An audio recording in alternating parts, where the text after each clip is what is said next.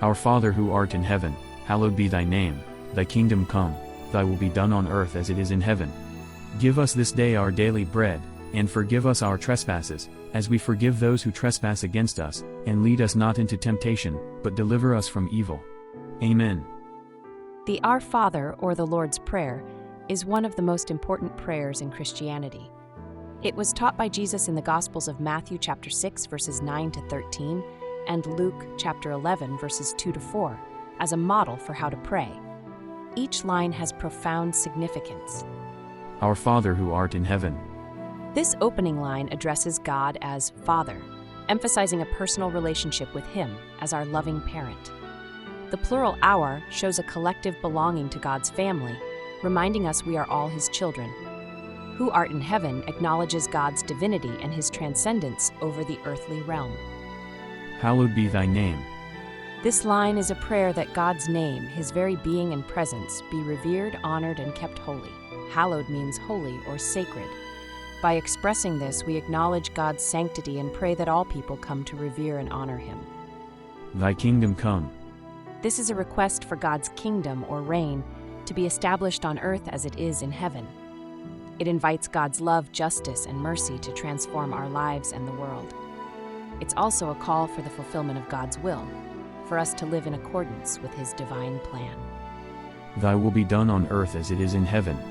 This line expresses a desire to align ourselves with God's will.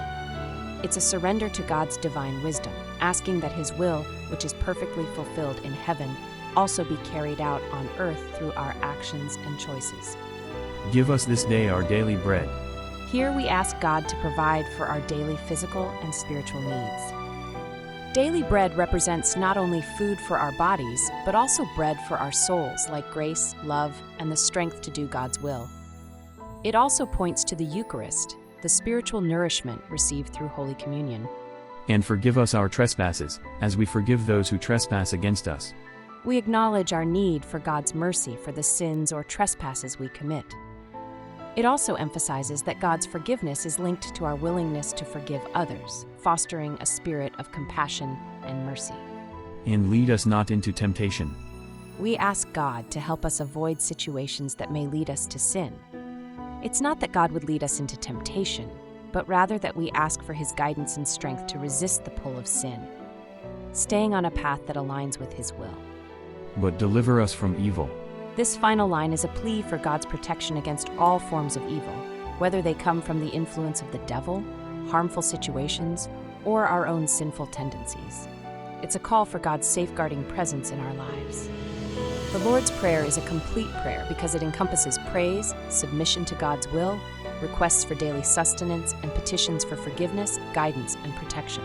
Christ explicitly tells us to pray this way, and to keep on seeking, knocking, and asking. We are dependent on God, and the more we depend on God, the freer we actually become.